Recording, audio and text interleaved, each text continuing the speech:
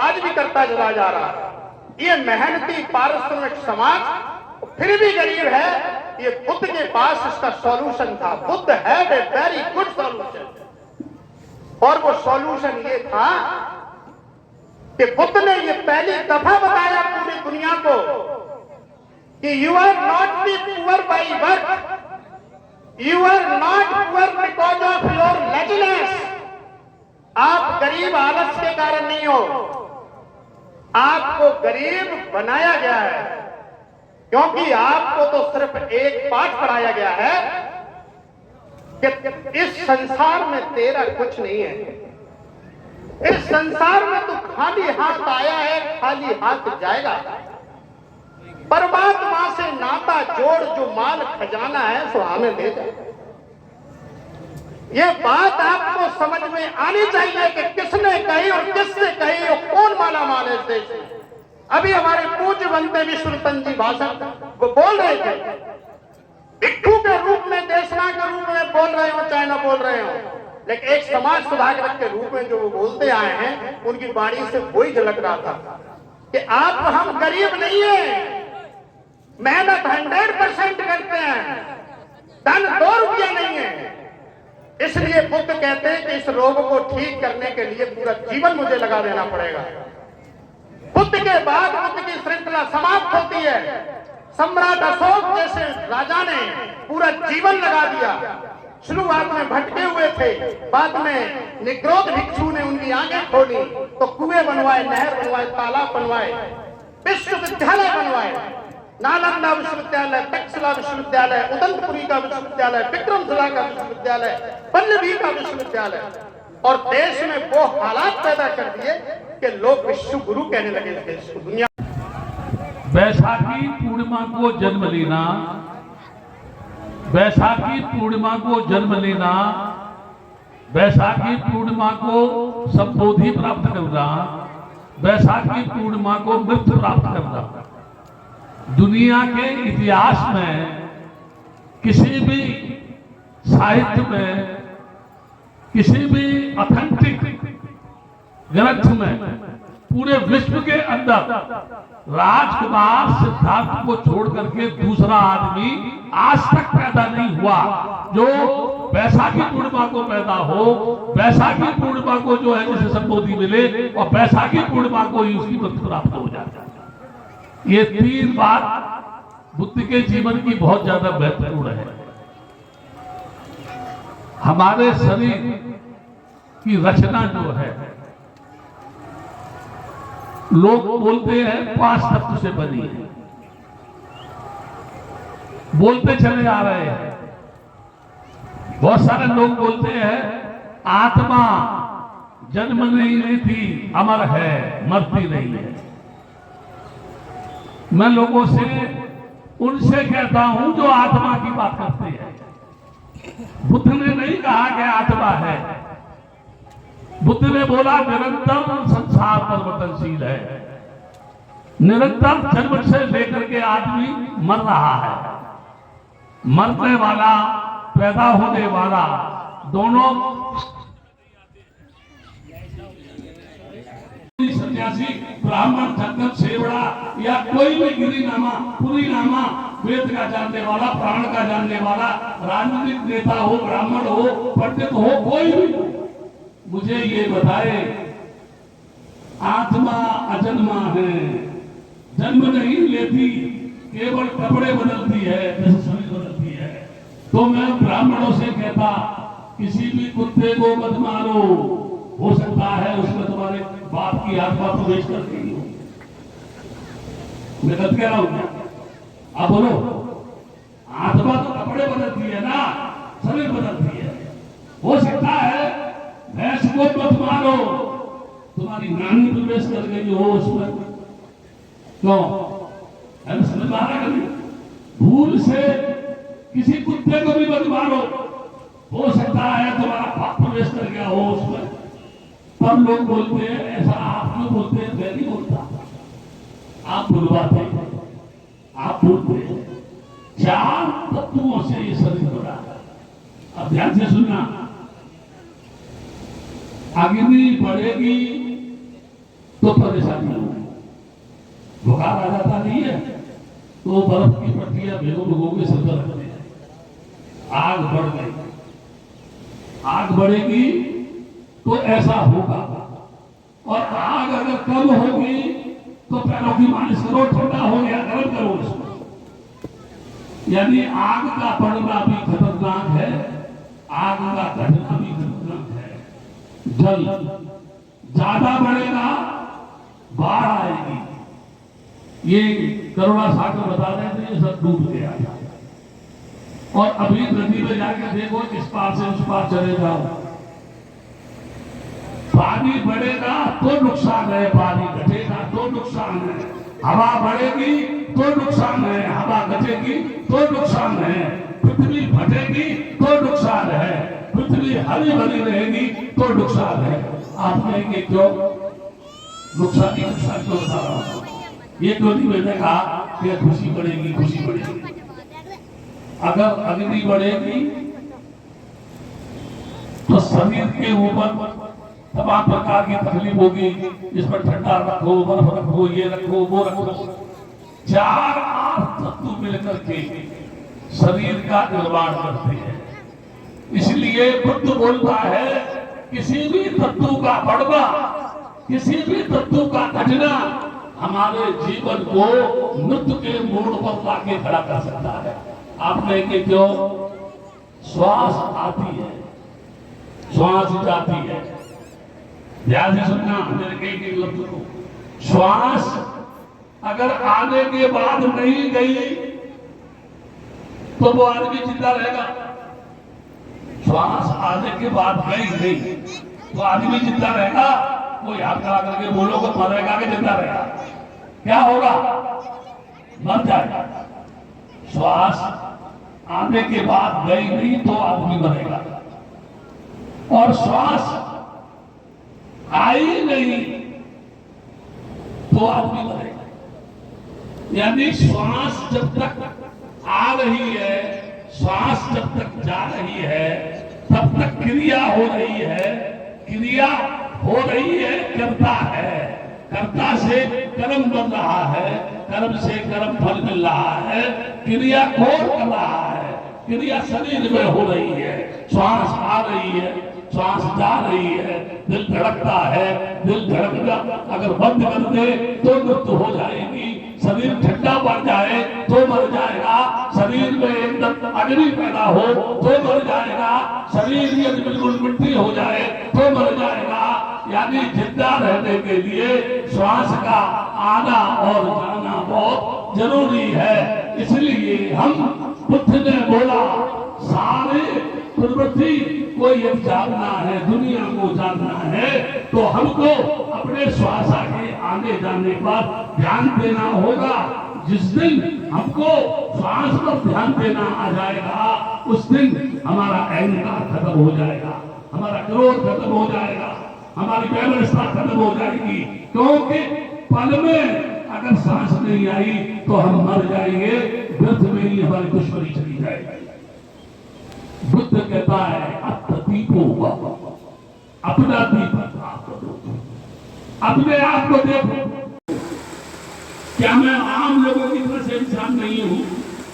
क्या सुनता नहीं बात कर रहा हूं? जो कह रही है क्या खाके जब तुम्हें नहीं मानता दूसरे क्या बात है? बच्चे बैठे के बात कर रहा। डॉक्टर अम्बेडकर ने विचार किया मुझमें ऐसी क्या कमी है कि लोग मुझसे दूर भागते हैं। सबसे पीछे पानी पीना।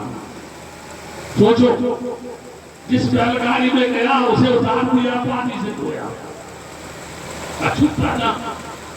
जिस टेबल पे खाना रख दिया उससे सब लोगों ने खाना उठा दिया, उसको धोया, क्योंकि जब उसने संविधान की रचना की तो हर एक इंसान को उसने समानता का हक दिया। किसी के साथ भी उसने भेदभाव नहीं किया कि ये पंडित है, ये पहले मुझसे नफरत करता था, ये नाई है, ये पहले मेरे बाल नहीं बनाता था, ये धोबी है, ये पहले मेरे कपड़े नहीं धोता था। उसने सबको समानता का हक दिया।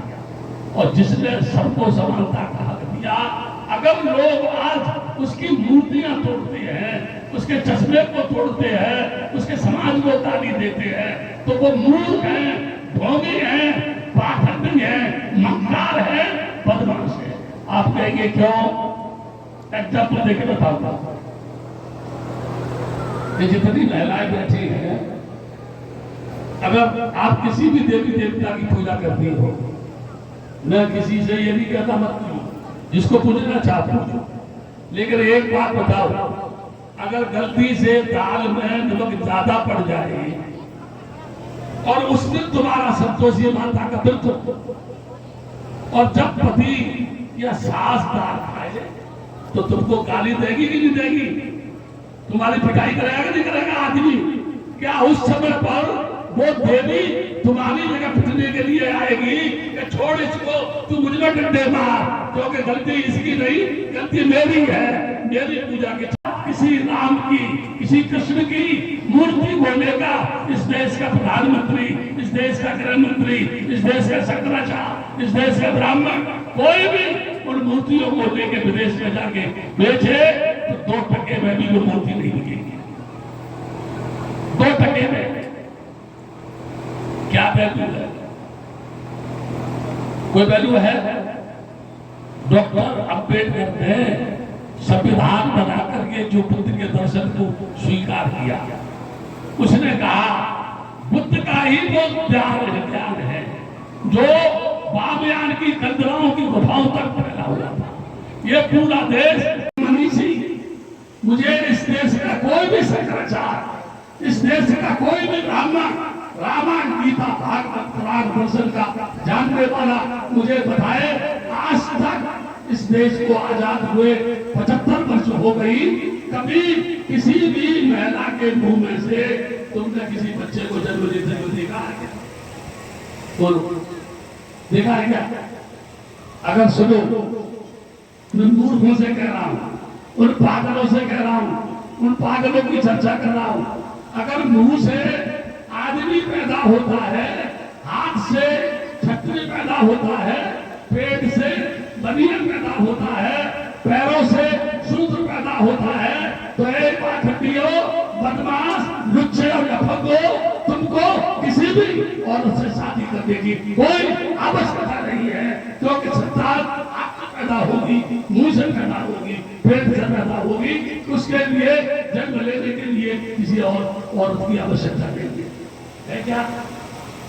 बोलो, आपसे पूछ रहा हूं, है क्या? तो अगर अपने बच्चा पैदा हो जाएगा क्या? वो करते, और एक और करते, पार्वती महीनों में उसने स्नान किया। मैं अपनी तरफ से नहीं कहता, मेरी किसी से दुश्मनी नहीं है, मेरी किसी से रिश्तेदारी नहीं, कोई देवता मेरे यहाँ पूरा लेके नहीं आया, मैं किसी देवता के यहाँ नहीं गया, मैं वही बात बता रहा हूं जो लोग बोल रहे हैं। कहते हैं पार्वती के शरीर का मैल इतना एकत्र हो गया था और शंकर बाहर नहीं गए हुए थे, तो उसने उस मैल से ही एक पुतला बनाया, लड़का बनाया, और उससे कहा कि तू गेट पर रहे, मैं स्नान कर रही हूं, कोई अंदर आना नहीं चाहिए। शंकर आया, शंकर को पता नहीं था, उसने कहा तू कौन है? बोला मैं भोलेनाथ का बेटा हूँ, पार्वती का बेटा हूँ।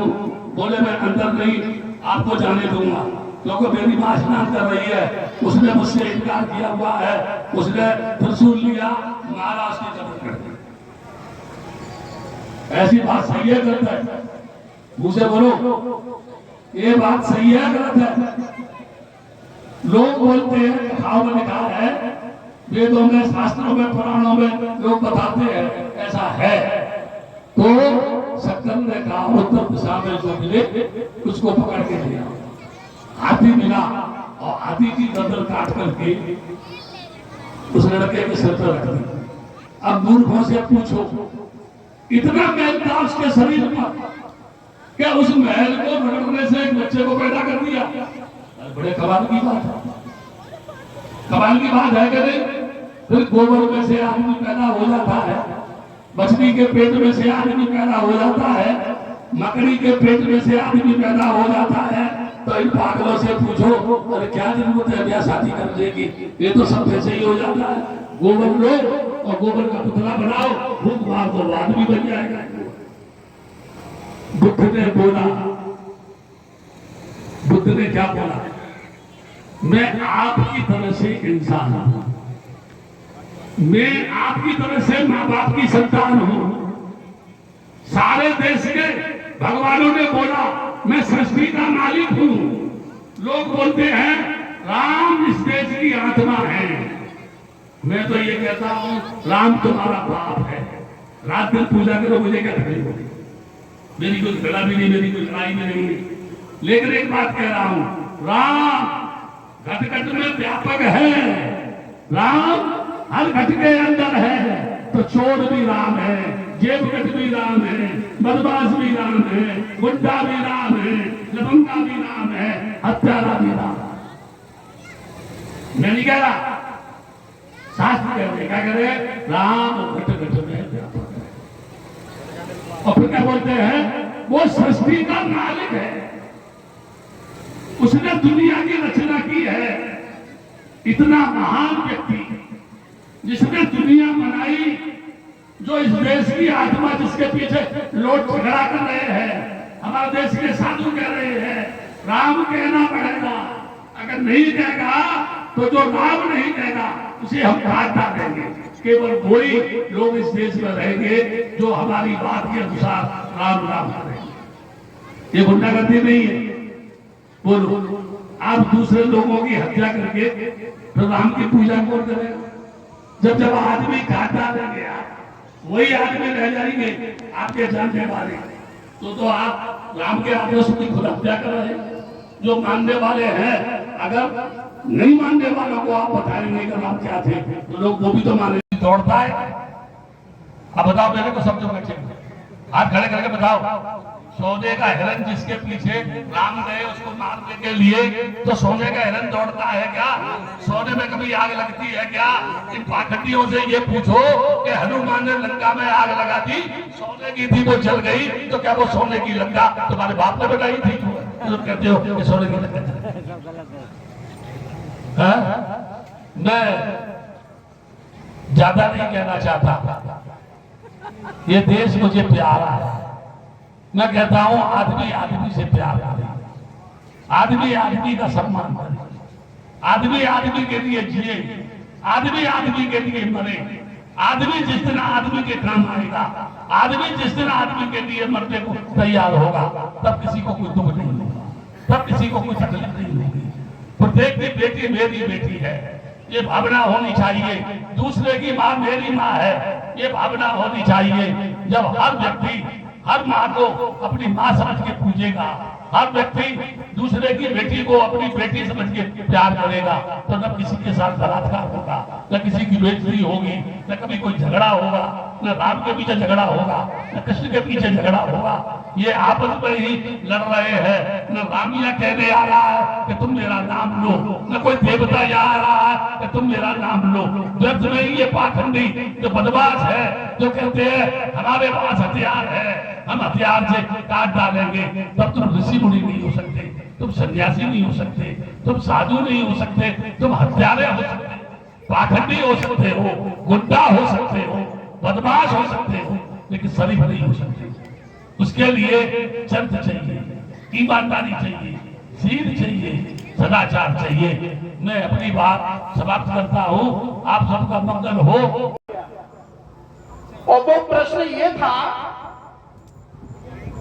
कि अभी हम आपसे क्षण भर पहले बोलना नहीं चाहते थे, अभी हमारे अंदर ऐसी चीज थी कि हम तुम्हारा स्वागत और सत्कार नहीं करना चाहते थे। आखिर ऐसा क्या हो गया कि हम सब आपके नतमस्तक हो गए? सिद्धार्थ गौतम जो बुद्ध बने, उन्होंने कहा ये ईर्ष्या थी तुम्हारे मन में, हमारा त्याग और हमारे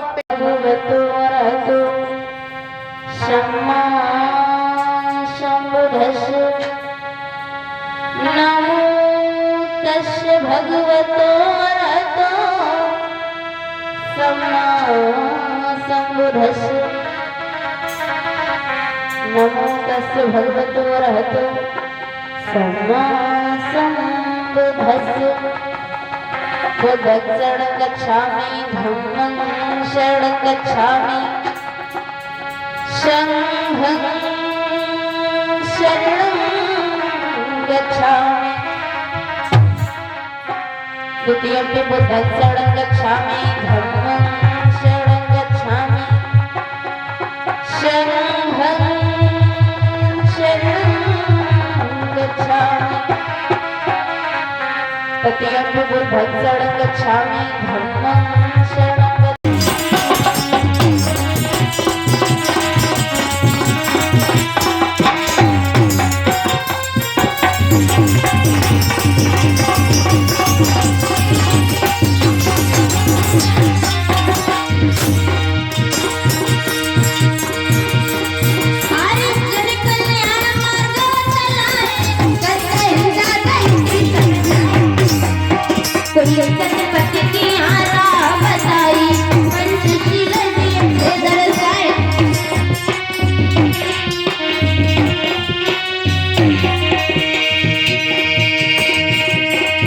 इसी बीच में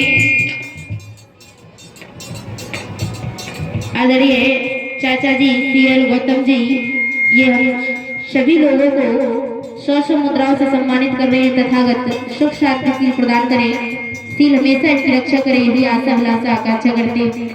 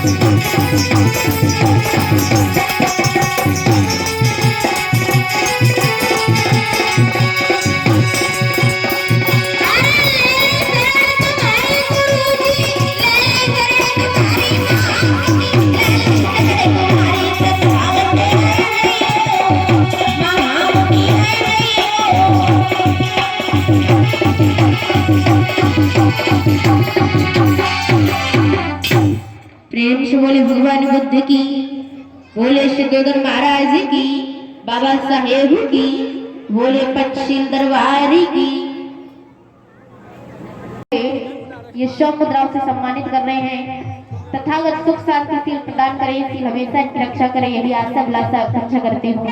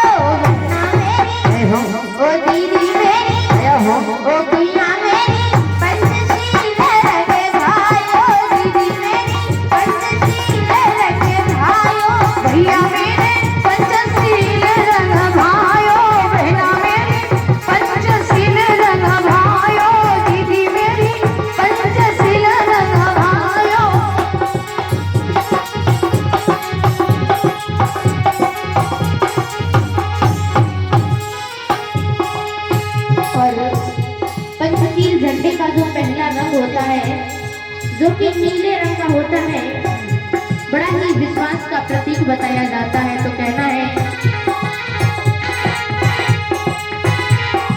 पहला रंग नीला नीला ये रंग नीला, नीला नीला ये रंग नीला, पहला रंग नीला नीला ये रंग नीला,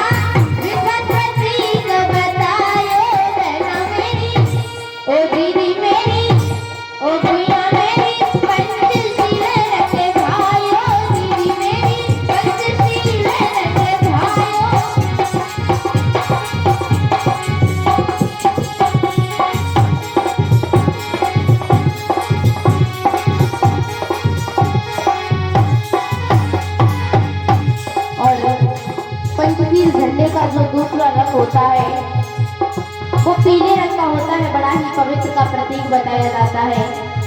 लेकिन मैंने इस पीले रंग को बड़ा ही पवित्र बता दिया, तो इसका तात्पर्य यह नहीं कि पीले वस्त्र पहन लिए और पवित्र हो गए। मैंने देखा कभी कभी लोग पवित्र होने के लिए तीर्थ स्थलों पर स्नान करने के लिए जाते हैं, गंगा स्नान करने के लिए जाते हैं। बहुजन ग्वालियर से चलकर के सिवाड़ा प्रज्ञावश बौद्ध विहार पर पधारी मैं भारतीय बौद्ध महासभा की ओर से उनका स्वागत वंदन करता हूं और मैं हमारी शिक्षिका आपका स्वागत कर रही हैं। बहुत बहुत धन्यवाद, साधुवाद आपको और हमारी तत्व सबकी तरफ से मंगलमय हो आपका। मैंने हमारे बीच दानदाताओं की झड़ी लगी हुई है। जो लोग इस कार्यक्रम में दान देना चाहते हैं स्वेच्छा से, उन दानदाताओं की सूची मेरे पास आ जाती है।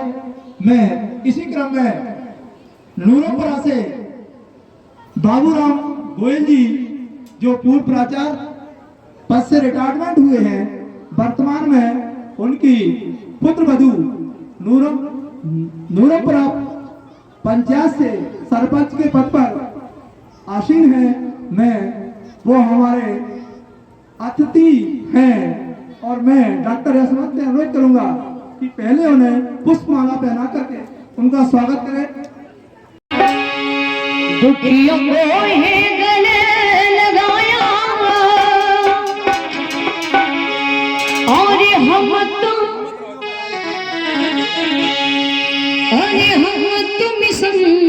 के आशिक पुराने उठाएंगे दोनों हाथ,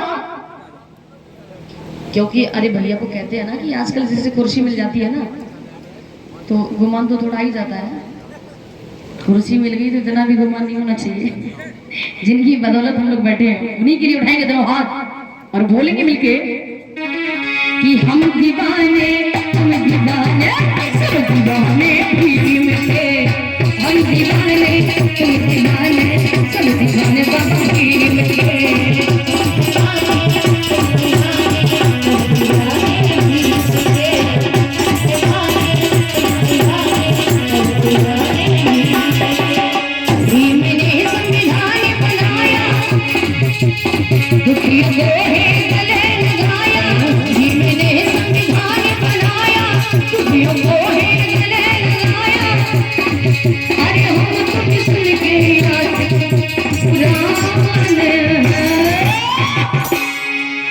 अरे हम दीवाने तुम दीवाने सब दीवाने भी, हम दीवाने तुम दीवाने सब दीवाने बाकी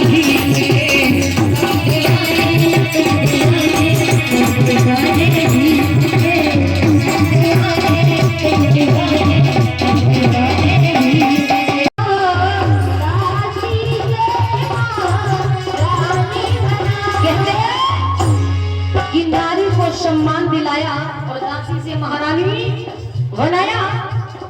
कहते भी हैं कि महिलाओं का जीना इतना आसान नहीं होता।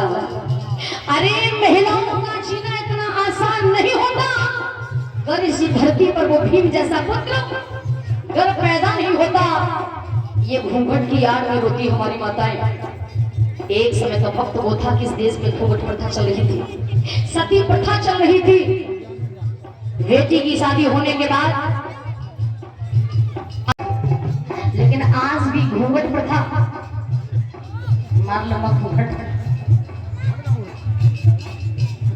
क्या दिन की बात नहीं कर रहे, जो सबले चाहे सास में लड़ती हो, लेकिन वो पहुंचे तो छोटी बात नहीं है। देखिए समाज में बेटियों को कितना सम्मान मिल रहा है। अगर साहब ने हम लोगों को ये मौका ना दिया होता तो हम बेटियों को रही बात। और खैर यहाँ कोई पीता ही नहीं तो बुराई वाली बात ही नहीं है। अच्छा भैया पौवा कितने का आता है? तोहफा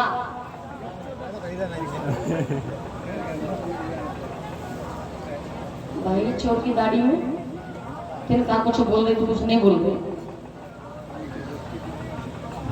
नहीं चेहरे बता देते, पीने वालों के चेहरे बता देते हैं। फिर मैंने पहले कह दिया बुरा नहीं मानो, और बुराई वाली फिर कोई बात ही नहीं, जब यहाँ कोई पीता नहीं। तो मान जाओ छोड़ दो सही बात है। हाँ पौआ भी बनेगा ना भैया, मानना तो मान जाओ। क्या दो कोई बात नहीं। 80 का मैं पता है आप सोच रहे थे बोल दे रहे तो बोल खुली रहेगी। 80 रुपए का पौआ जब पीने वाला ठेका पे पहुंचता है ना, बुद्धि विकास सेंटर, अगर नल दूर हो, दुकान पे ही बोतल मिल रही हो बिस्लरी, तो पीने वाला नल का इंतजार नहीं करेगा। कम से कम 20 रुपए की बोतल होनी चाहिए।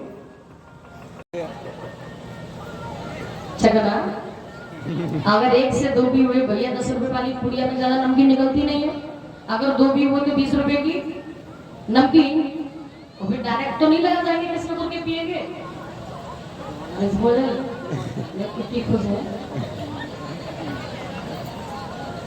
5 रुपए की डिस्पोजल, और पीने के बाद 125 हो गए। पीने के बाद जो तंबाकू खाता होगा वो तंबाकू खाएगा, जो गुटखा खाता होगा वो गुटखा खाएगा, और जो कमला पसंद खाता होगा वो कमला पसंद खाएगा।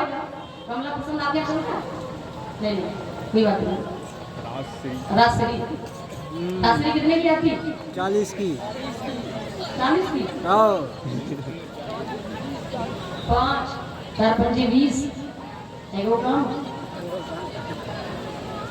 अब आप समझिए 40 125 165, कोई बात नहीं, 65 को साइड में कर दो। अगर 100 रुपए से दूधिया से दूध काटा जाए, खुद पिए और बच्चों को पिलाए तो ज्यादा ठीक रहेगा, या शराब पिए तो ज्यादा ठीक रहेगा? 6 महीनों में असर आएगा, और शराब पिएंगे तो तुरंत चक्र में निपट भी आप। फिर तो जल कहते हैं देश के प्रधानमंत्री है, बताओ जी। तो हर व्यक्ति जानता है कि पीने से हानि के सिवा कुछ नहीं है। जिस घर में लोग शराब पीते उस घर की कभी तरक्की नहीं होती है।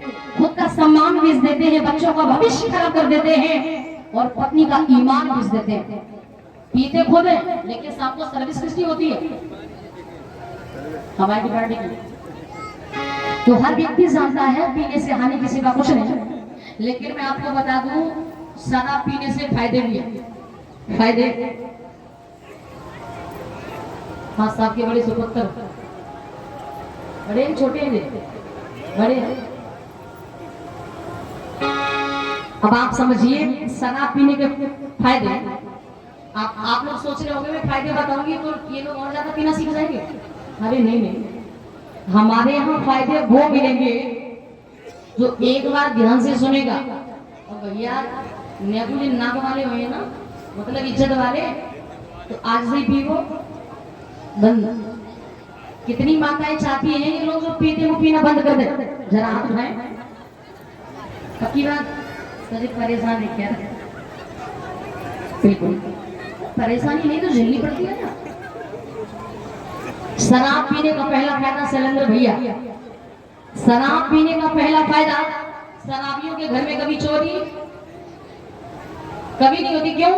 क्योंकि सुबह से शाम तक कमाएंगे 400, शाम को पहुंचेंगे बुद्धि विकास सेंटर यानी ठेका, तो चाहिए 500। जब 200 रुपया की राशि की तंबाकू की पुड़ियां खाए जाते हैं तो चाहिए 500 रुपए कहां से आएंगे? घर में जो होगा वो धीरे धीरे खत्म। अब जब घर में कुछ होगा नहीं तो चोर क्या दीवारें थोड़ी उठा ले जाएंगे। तो पहला फायदा शराबियों के घर में कभी चोरी नहीं होती। दूसरा फायदा, शराबियों को कभी मच्छर, पक्की बात है, शराबियों को कभी मच्छर नहीं काटते।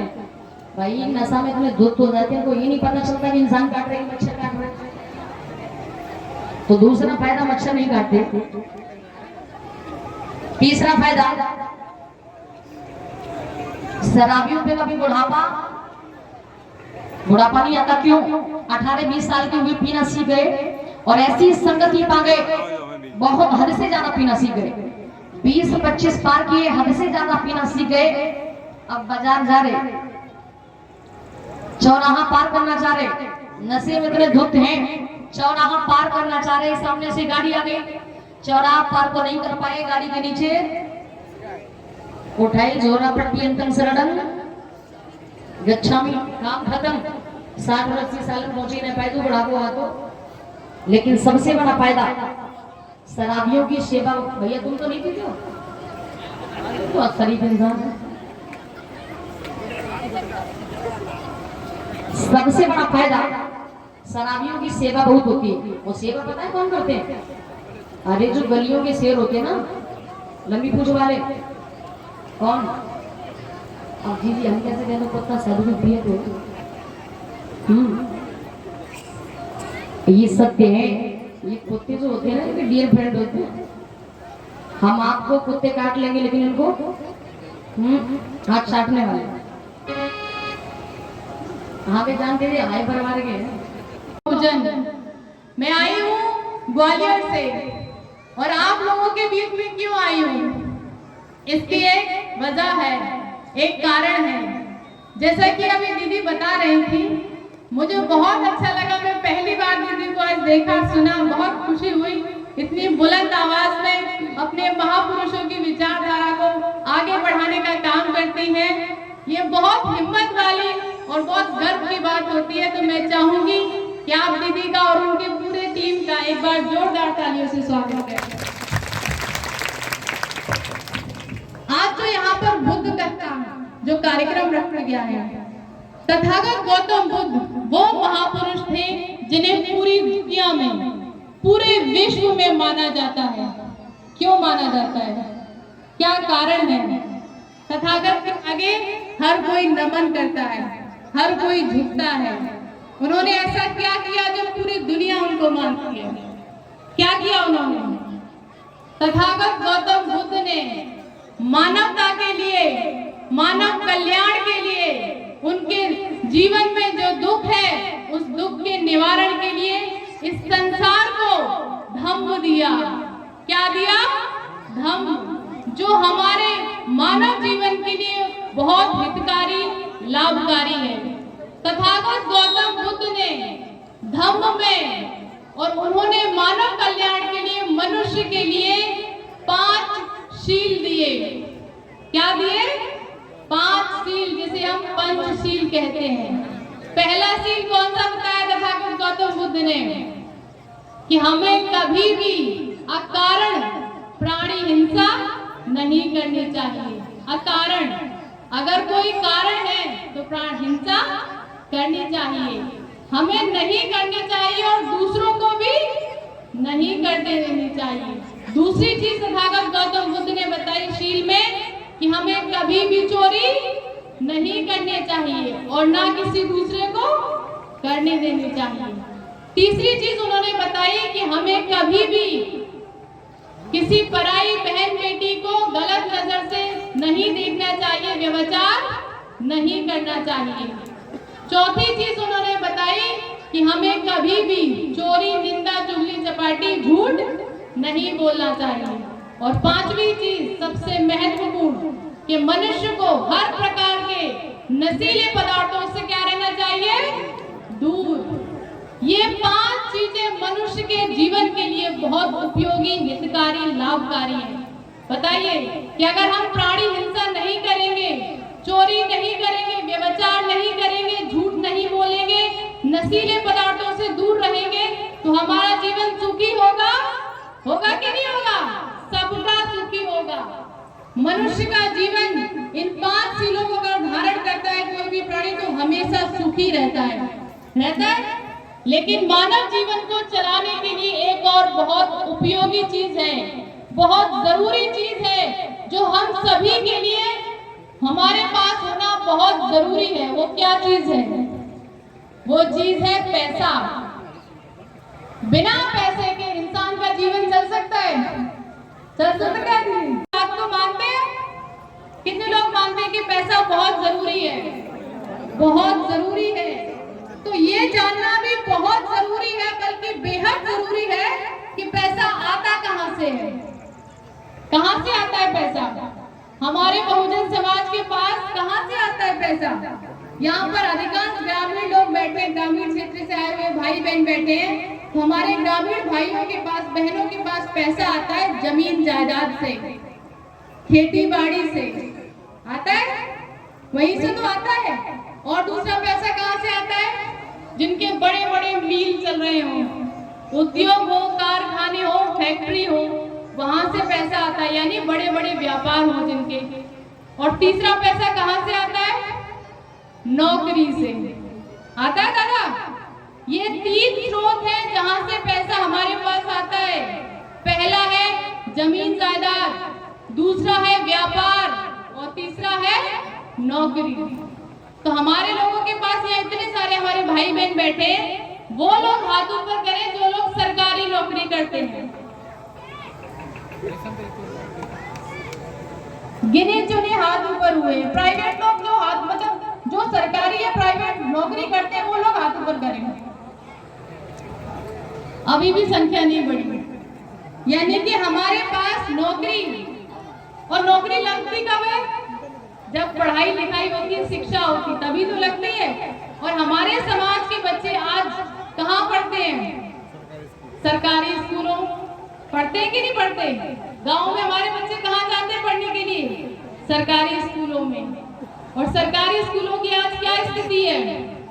वहाँ बच्चे पढ़ने जाते हैं कि भोजन करने जाते हैं? क्या करने जाते हैं? जो शिक्षा के विद्यालय हुआ करते थे, आज उनको क्या बना दिया है? भोजनालय।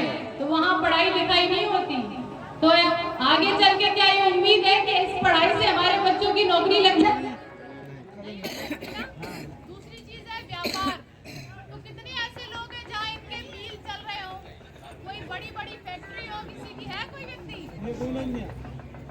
किसी के हाईवे पे 10-12 दुकानें हैं? नहीं है। और तीसरी चीज क्या है? जमीन जायदाद, खेती बाड़ी। तो आज इतनी महंगाई है, हर चीज इतनी महंगी है। अगर हम जमीनों से अपना गुजारा कर रहे हैं, अपने बच्चों का पालन पोषण कर रहे हैं, तो आज की महंगाई के दौर को देखते हुए कम से कम 15 से 20 बीघा जमीन होनी चाहिए।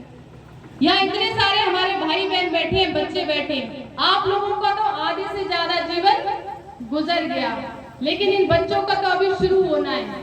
तो कोई बहन, कोई भाई, कोई बुजुर्ग यहाँ ऐसा है जिसके नाती के हिस्से में 10 बीघा या 15 बीघा जमीन, वो हाथ ऊपर करे। कितनी आंटी? नाती के हिस्से में कितनी आ रही है? नहीं आ रही है। कोई है? तो चिंता की बात है कि ना हमारे पास नौकरियां हैं, ना जमीनें हैं और ना व्यापार है। जहां से पैसा हमारे पास आता है, तो हमारे पास क्या है? मेहनत मजदूरी है। यहाँ पर कितने लोग, अच्छा, मेहनत मजदूरी पे अधिकांश हमारा समाज भरोसा करता है कि हम तो जैसे तैसे पेट भर लेंगे। लेकिन आज का समय जो है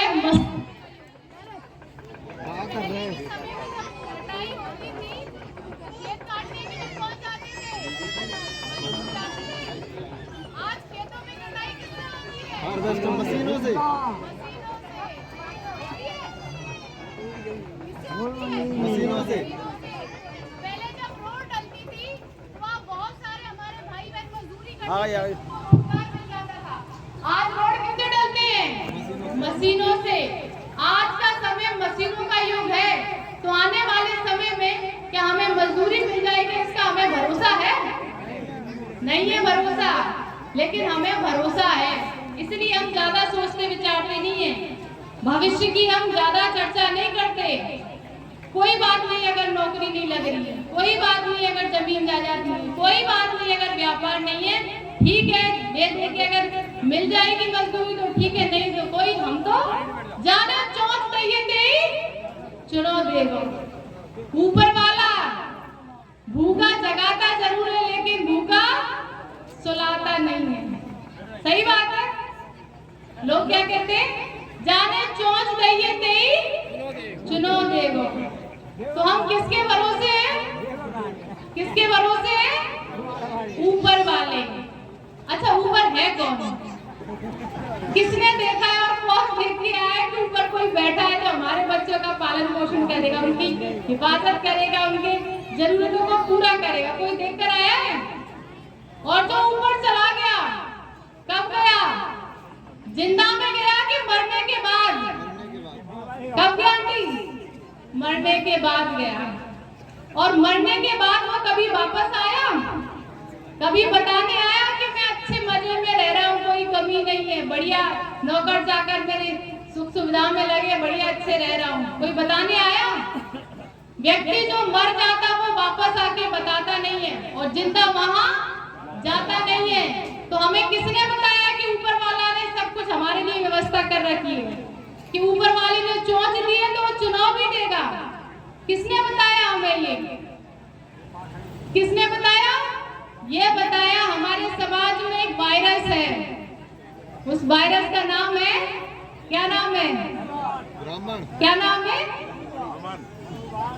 इस समाज में, हमारे बहुजन समाज में, भारत देश में हमारे लोगों के लिए एक व्यवस्था बनाई गई। उस व्यवस्था में लोगों को बांटा गया। कैसे बांटा? और बांटने वाला था कौन? व्यवस्था बनाई ब्राह्मण ने। उसने व्यवस्था बनाई तो अपने आप को सबसे ऊंचा रखा, सबसे ऊपर, और अपने से नीचे किसको रखा? क्षत्रिय को। क्षत्रिय से नीचे किसको रखा? वैश्य को। और वैश्य से नीचे किसको रखा? शूद्र को। और शूद्र से भी नीचे किसे रखा? महिला को। ये खड़ी व्यवस्था किसने बनाई? ब्राह्मण ने। और बनाने वाले ने अपने आप को सबसे ऊपर रखा, बोला मैं सबसे ऊंचा हूँ, सबसे सर्वश्रेष्ठ हूँ। और क्या किया? लोगों को बांट दिया। और बांटने के बाद उन्हें काम क्या दिए कि ऊपर वाला जो ब्राह्मण है वो क्या काम कर सकता है? पढ़ाई लिखाई का, ज्ञान का काम करेगा। क्षत्रिय क्या करेगा? वो रक्षा करेगा, शस्त्र उठाएगा। कब? जब वो ऊपर वाला उसको आदेश देगा। और उसके नीचे जो वैश्य, वो क्या काम करेगा? वो व्यापार का काम करेगा, अपने पास धन रखेगा। कब व्यापार कर सकता है? धन इकट्ठा कब कर सकता है? जब ऊपर के दोनों लोगों की इजाजत होगी तब कर सकता है, अपनी मर्जी से नहीं। और उसके नीचे कौन सा वर्ण है? शूद्र वर्ण। वो क्या करेगा? वो उसको काम दिया कि ये शूद्र वर्ण ब्राह्मण की, क्षत्रिय की, वैश्य की सेवा करेगा, उनकी गुलामी करेगा। क्यों करेगा? ये उसने नियम बनाए, व्यवस्था बनाई। और व्यवस्था बनाने के बाद इस व्यवस्था का लोग उल्लंघन ना करें, इस व्यवस्था को मानने से इनकार ना करें, तो इस व्यवस्था को किससे जोड़ दिया? धर्म से। किससे जोड़ा? धर्म से। और धर्म का नाम रखा हिंदू। क्या नाम रखा?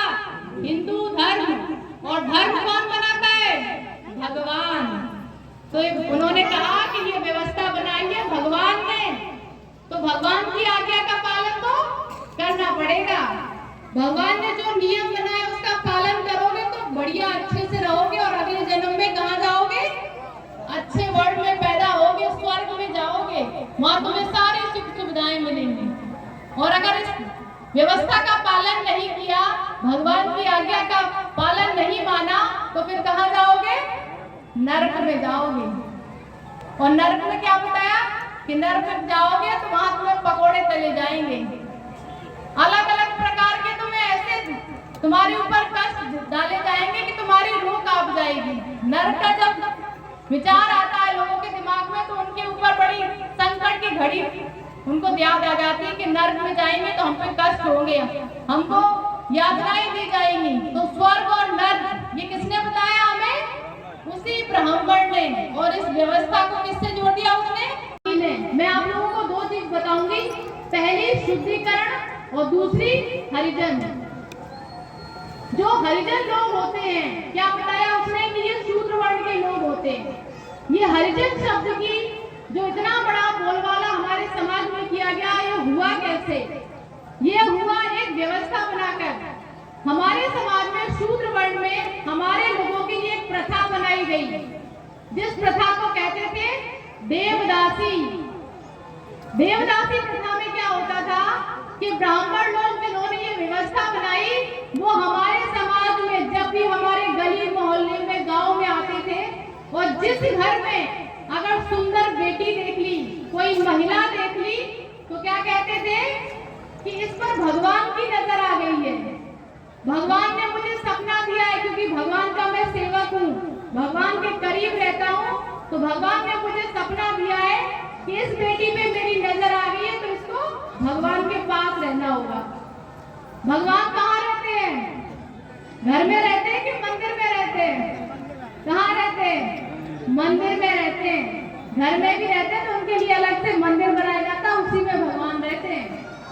तो वो कहते थे इसको भगवान के पास रहना पड़ेगा। अगर वो लोग उसका बोलते थे अगर बिटिया को भगवान के पास रहना पड़ेगा तो उसका पूरा जीवन तो वहीं कटेगा, मंदिर में ही रहेगी, तो हम तो नहीं देंगे अपनी बिटिया को, हम तो अपने घर में रखेंगे अपनी बेटी को। अगर वो उसकी बात को नहीं मानते थे अपने लोग, तो वो बड़ी पंचायत इकट्ठी करते थे। लोगों की पंचायत में कहते थे कि अगर भगवान की आज्ञा का पालन नहीं किया तो अकाल पड़ जाएगा, सूखा पड़ जाएगा, महामारी फैल जाएगी, सबके प्राण संकट में आ जाएंगे। इस अकेली बिटिया की वजह से सब लोग अपने मुसीबत में पड़ जाएंगे। तो भोले भाले उस समय हमारे लोग हुआ करते थे, अनपढ़ होते थे, अज्ञान होते थे, तो वो बोलते थे इस बिटिया के अकेले प्राण की बदौलत हम सब लोग अपने प्राण संकट में क्यों डालें। बोलते थे इनकी बात मान लो, इसको भगवान के पास पहुंचा दो। तो क्या करते थे? उस बिटिया की शादी उस मंदिर से कर देते थे। जब शादी हो गई, शादी के बाद बेटी कहाँ रहती है? जिस व्यक्ति से जिसके यहाँ शादी होती है वहीं रहती है। तो शादी के बाद बेटी कहाँ रहेगी? मंदिर में रहेगी। और उस समय हमारे लोगों को मंदिर में जाने का अधिकार नहीं था। मंदिर में जाते कौन थे? पुजारी, ब्राह्मण, जमींदार, सेठदार, यही लोग आते जाते थे। हमारे लोग पहले मंदिर में नहीं जाते थे। और जब अगर जाने की हिम्मत भी करते तो ये लोग क्या कहते थे कि इनके आने से हमारा मंदिर अपवित्र हो जाता है, अछूत हो जाता है, इनके लिए दंड बनाओ कि इन्हें घुसने ही ना दो। तो उस समय हमारे लोग नहीं जाते थे मंदिर में, वही तीनों चारों लोग मंदिर में जाते थे। और जब वो बेटी उस मंदिर में रहती थी, धीरे धीरे जब वो बड़ी होती थी, देखने में तो पहले से सुंदर थी, जब वो बड़ी होगी, व्यस्त होगी तो और सुंदर होगी। तो ये लोग उस बिटिया के साथ गलत काम करते थे, उसका शारीरिक शोषण करते थे, उसके साथ दुराचार करते थे। और जब ऐसा वो लगातार करते थे, उस बिटिया को गर्भ रह जाता था। जब गर्भ रहता था तो उसके बाद वो जब बच्चे को जन्म देती थी तो इन ऊपर के तीनों लोगों में से उसको बच्चे को कोई नाम नहीं देता था। क्या कहते थे? क्या कहते थे? शादी किससे हुई? हरि से, भगवान से। तो कौन पैदा हो गए? हरिजन पैदा हो गए, हरिजन पैदा हो गए, यानी कि हरि के जन। और ये हरि के जन क्यों कहा? हरिजन वो होता है जिसके पिता का पता ना हो, जो नाजायज संतान होती है उस व्यक्ति को हरिजन कहते हैं। लेकिन मिस्टर मोहनदास करमचंद गांधी ने हरिजन स्वयं सेवक संघ बनाया, हरिजन बस्तियां बनाई। हमारे क्यों कहा? हरिजन शब्द का मतलब होता है सही मायने में हराम की औलाद, नाजायज संतान। मोहनदास करमचंद गांधी हमारे लोगों को हराम की औलाद कहते थे, हमारे लोगों को गाली देते थे। और जब भोले भाले लोग थे तो उनके दिल में, उनके दिमाग में ये बैठा दिया कि हरिजन यानी हरि के जन, भगवान के जन। तो अब तो हम पढ़े लिखे लोग हैं, शिक्षित लोग हैं, जागरूक लोग हैं, लेकिन इस समाज में आज भी लोग अपने आप को हरिजन कहते हैं। चुनाव के टाइम में कहते हैं हरिजन सीट आ गई है। सही मायने में हरिजन है कौन? हराम की औलाद कौन है? हरि की सेवा कौन करता है? जोर से बोली, हरि की सेवा कौन करता है? हरि के नाम का दान कौन लेता है? हरि की जमीनों पे कब्जा किसका है? हरि के मंदिरों में रहता कौन है? तो असली हरिजन कौन है? असली हरिजन कौन है? ब्राह्मण। जब भी हमारे गली मोहल्ले में, गांव में छुट्टियां वाला आता है मांगने के लिए, क्या मांगता है? सीधा मांगता है। क्या मांगता है? सीधा। हमारे लोग देते हैं उसको सीधा? कितने लोग सीधा नहीं देते? वो हाथ ऊपर करें जो नहीं देते। जो लोग सीधा नहीं देते वो हाथ ऊपर करें।